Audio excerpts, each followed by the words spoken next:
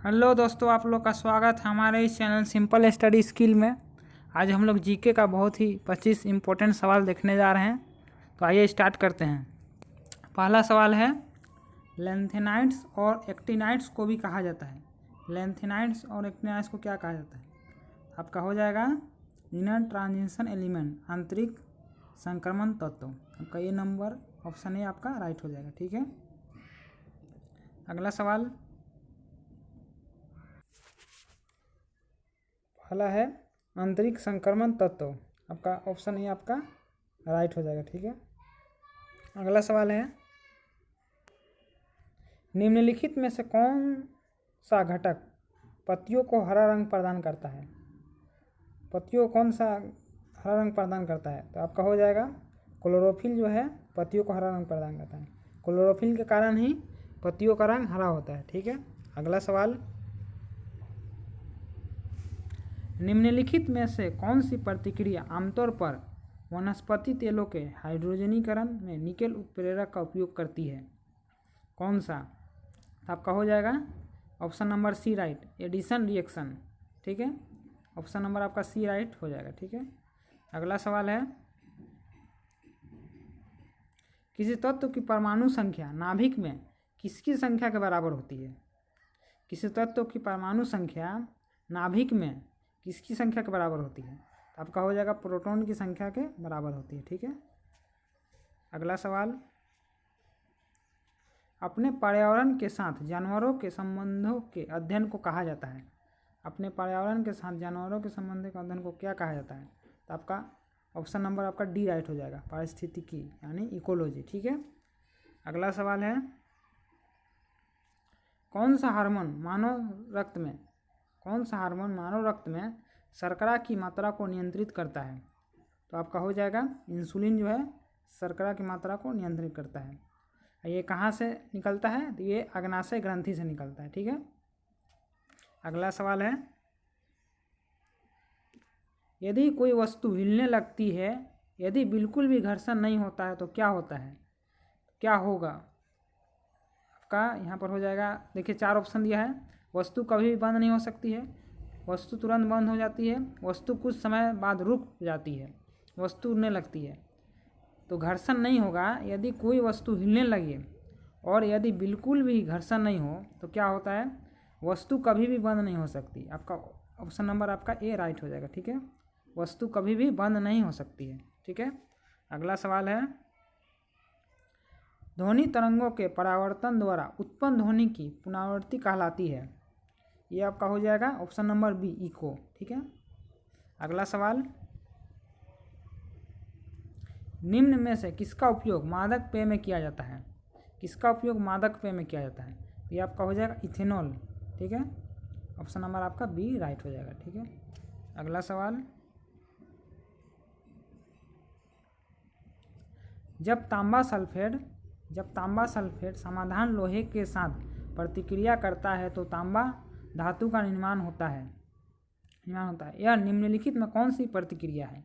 यह कौन सी प्रतिक्रिया है पूछ रहा है? तो ये आपका हो जाएगा सिंगल डिस्प्लेसमेंट रिएक्शन, एकल विस्थापन प्रतिक्रिया। ठीक है, अगला सवाल, भोजन में किसकी उपस्थिति का परीक्षण करने के लिए आयोडीन का उपयोग किया जाता है? किसकी उपस्थिति का परीक्षण करने के लिए आयोडीन का प्रयोग किया जाता है? ये आपका हो जाएगा स्टार्च। ठीक है, स्टार्च का उपयोग। ठीक है, अगला सवाल है, निम्नलिखित में कौन सी धातु तत्वों की आवर्त सारणी में सबसे हल्की है? सबसे हल्की कौन है? तो आपका हो जाएगा लिथियम है सबसे हल्की। ठीक है, अगला सवाल, एक मृत मानव शरीर के विच्छेदन और अध्ययन के लिए मेडिको कानूनी नाम क्या है? कानूनी नाम क्या है? ठीक है, ये आपका हो जाएगा शव परीक्षण, यानी ऑप्शन नंबर आपका डी राइट हो जाएगा। ठीक है, अगला सवाल है, पृथ्वी की पपड़ी में दूसरा सबसे प्रचुर तत्व है? पृथ्वी की पपड़ी में दूसरा सबसे प्रचुर तत्व कौन है? तो ये आपका हो जाएगा सिलिकॉन है। ठीक है, ऑप्शन नंबर आपका बी राइट हो जाएगा। अगला सवाल है, निम्नलिखित में कौन सी प्रकृति में अम्लीय है? प्रकृति में कौन अम्लीय है? तो देखिए नींबू का रस भी अम्लीय है, नींबू का रस भी अम्लीय है, ऑरेंज भी अम्लीय है, टमाटर भी अम्लीय है। तो आपका हो जाएगा ऑप्शन नंबर आपका डी राइट हो जाएगा, आपका डी राइट हो जाएगा। ऑल ऑफ द ऑप्शन सभी अम्लीय है। ठीक है, अगला सवाल, इनमें से कौन सा डेयरी उत्पाद नहीं है? डेयरी उत्पाद नहीं है, ये देखिए खोआ भी डेयरी उत्पाद है, मलाई गुड़ डेयरी उत्पाद है, पनीर भी डेयरी उत्पाद है।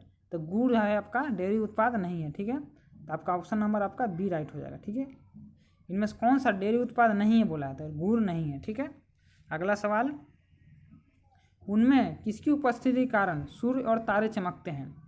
किसकी उपस्थिति के कारण सूर्य और तारे चमकते हैं? ये आपका हो जाएगा प्लाज्मा के कारण। ठीक है, अगला सवाल, रदरफोर्ड परमाणु मॉडल के अनुसार इलेक्ट्रॉन में पथ में नाभिक के चारों ओर घूमते हैं। ये आपका हो जाएगा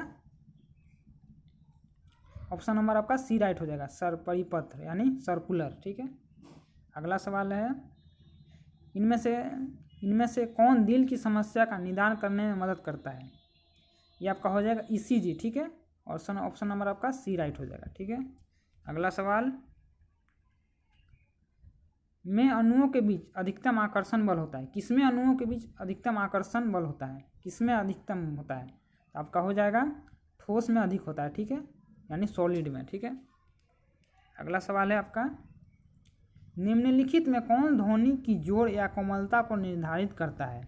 ठीक है, तो ये आपका हो जाएगा एम्पलीट्यूड यानी आयाम। ठीक है, अगला सवाल, किस ग्रह को सुबह का तारा या शाम का तारा भी कहा जाता है?